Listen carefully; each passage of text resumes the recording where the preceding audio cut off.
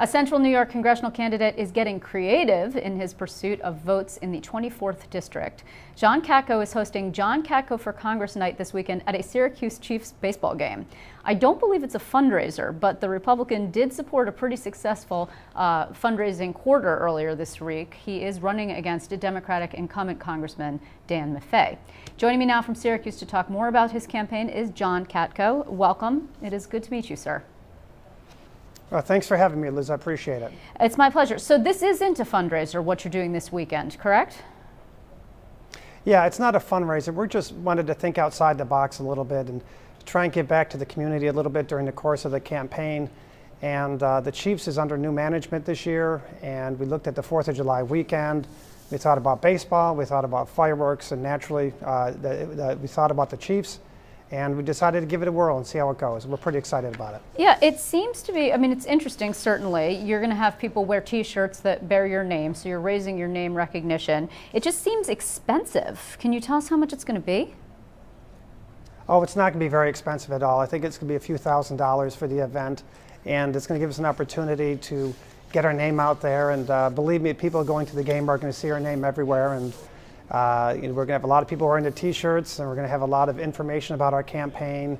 And things like this are helping us to promote our name and get our name out there. And so I think overall it's a very good investment. And more importantly, we're giving back to the community at the same time. So it's a win-win. You did have a good fundraising quarter, as I mentioned, so you have cash on hand. You've got about $200,000 cash on hand, is my understanding. You raised just shy of $170,000, and that's a lot for an insurgent candidate, but it's not a lot compared to Mr. Maffei. I mean, he's got well over $1 million on hand. So doesn't that make this a little bit of a lopsided effort for you?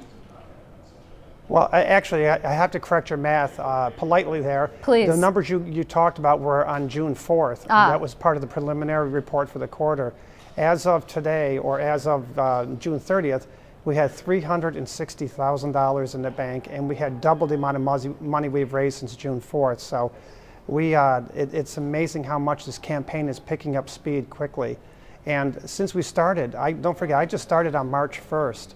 And since March 1st, we've raised over $400,000, all of it, almost all of it locally, 96 or 98% of it. And it's just a very grassroots, organic happening here. And I think it's emblematic to think of the fact that people really want change. So the amount of money we're raising is going real well. And we've closed the gap dramatically with Mr. Maffei already, and I think that as time goes on, we're going to continue to do so. I'm not sure we're ever going to match his fundraising prowess. He is an incumbent, but I'm also positive you don't have to win. You know, this is a fascinating district. It has changed hands several times over the course of the past several campaign cycles. And one of the problems for your predecessor, the last Republican who held the seat, Anne Marie Buerkle, was that it was redrawn. The district was redrawn, which made things challenging for her. Are you concerned about that? I mean, it was a court redistricting plan. It wasn't the legislature, so it came out a little bit differently than it might have.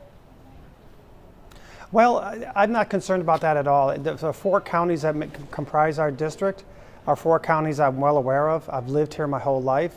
I've hunted, I've fished, I've camped, I've traveled all over this district throughout my whole life. So it's not as if I don't know the area like the back of my hand. And I have a gigantic family, and I have family in all 4 counties. We have them everywhere around here. So I know the area. I know what the differences are in the parts of the area.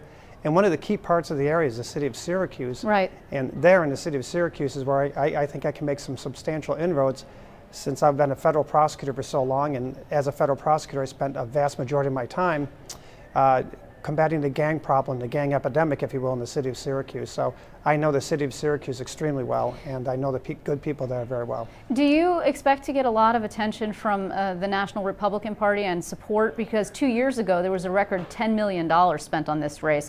I know the Republicans at one point were very interested in getting this seat back, but I'm not sure where that stands with them now. Oh, I think they're very interested in getting this seat back, and I think they realize that they have an opportunity to do so here. And so we're real excited about that. I don't know about how much money is going to come in or who's going to come in and what third-party type advertising is going to come in. I can only concentrate on what I'm doing, and we're getting our message out. And I think by the fundraising alone, it's showing that the message is resonating with a lot of people. I want to talk a little bit about issues. One of them that's happening in D.C. right now, in fact, is immigration reform, or rather it's not happening because Speaker Boehner informed the president that he in fact would not allow a vote on the House floor for immigration reform that the president has been pushing, so the president's going to go his own way with executive orders to the degree that he can. Do you believe that Boehner should have allowed this vote? This is a very important piece for the Republican Party if it wants to expand its big tent operation. Yeah, see, I think I'm not sure vote is the right term to use. I think there should be discussion. And you know, the problem with Washington, and one of the reasons I gave up a very good career and very stable career with 3 teenage boys, is because I couldn't sit on the sidelines any longer and watch the gridlock in Washington. There's failed leadership on both sides of the aisle. And whether or not you consider Mr. Boehner's failed leadership or not, you can't consider what he's doing or not doing in a vacuum. You have to look at the entire matrix of Washington. You've got a president who's a very polarizing figure who is enabled and incapable to work with the other side. You have people on the Republican side that have their back up as well, and it's not productive. I think we've had times in our past where people have gotten along and people have worked despite very big differences. I look at 2 titans of their parties back in the 80s, Tip O'Neill and Ronald Reagan, and back more recently, Bill Clinton and Newt Gingrich. You know, that can happen, and I want to be part of the wave that goes to Washington and reinstill some common sense and some civility to the process, because without that, nothing's going to get done. So it sounds to me like you would take a little bit of a more pragmatic approach, which is also a departure from, again, the Republican who used to hold that seat, Anne Marie Buerkle. I mean, it's the Tea Party and the conservatives that drive the agenda frequently inside the House GOP conference, and that's a problem if you consider yourself a moderate, do you? I don't know if I consider myself a moderate. I don't know about labels. I know one thing. I'm terribly concerned about the direction of our country is going financially. When we have $18 trillion in debt, that is a huge problem. And when you continue to add to that debt with deficit spending year in and year out, the only thing we're ensuring is that the future that we leave for our children is not going to be as good as ours has been. So I don't know about labels. I just know that we have to go down there and have to start the dialogue on both sides of the aisle. And I think when you really talk to anybody, Democrat, Republican, Independent, they will agree the debt's too high. Well, let's do something about it. I think they'll also agree that some of the big hard items like entitlement spending and entitlements overall, right, they need to be fixed. They have to be there for our children and our children's children. And we got to get past the rhetoric and fix it so we can have it for them. And you can't fix it on the back of people that are at or near retirement age, but you got to figure out a way to fix it. And there's a lot of smart people in Washington. And I think we just got to put down the party labels and sit down and talk to each other. Would you support John Boehner's continued leadership? Well, I don't know until I get there, and I hope I have the chance when I get there to make that decision. But right now, it's still up in the air.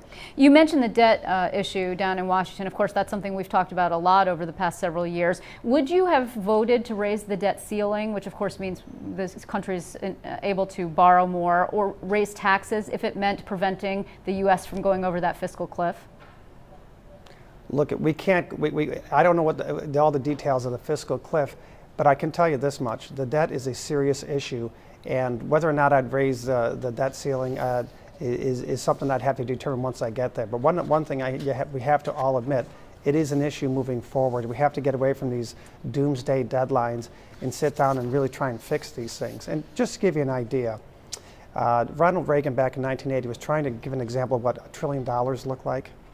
$1 trillion, if you take $1,000 bills and stack them 4 inches high, that is $1 million. To get to $1 trillion, you have to have a 13.6 mile stack of $1,000 bills. Now multiply that times 18, and that's where we're at now. That's the real issue, and that's what we need to do on both sides of the aisle. We need to avoid these doomsday, cataclysmic events and start really working towards fixing things systemically long term. We're almost out of time, but before I let you go, I do want to ask you, what is the main reason that you believe you'd be more effective in Congress for Central New York than Dan Maffei? I mean, is it because you would ostensibly be a member of the majority, despite the fact that the majority is a little bit fractionalized, if you will? Well, I think the biggest difference is that I'm more concerned about my constituents' jobs and their well-being than my own. And I'm not sure Dan Maffei thinks that way. I'm very concerned about the future that we're leaving for our kids, and I want to make sure that the unemployment rates that are continually high here, the drain of jobs that continue to happen here, to turn that around. And I live here and work here, and I visit D.C. I think it's the opposite from Mr. Maffei, and I think that having a hometown grassroots guy here who truly understands the issues of the people, what people are going through here, that's what's going to be important for our district, and that's why I think I could do a better job. I do want to press you on just one thing, though. I mean, if you look at his voting record since he's gotten back into Congress, it's a lot less go along, get along with the leadership than it had been the first time around. There's no question about that. There's no question. I'm sure he's learned a few things since his first time around. But keep in mind one other fact in addition to what I've already stated, and that is that the Democrats are not going to win the House. And being a minority member of the House is basically hard to get anything done. And I'm going to be in the majority of the House, and I think the House majority on the Republican side is going to be strengthened in this election. So having someone in the majority is going to be another plus for the district as well.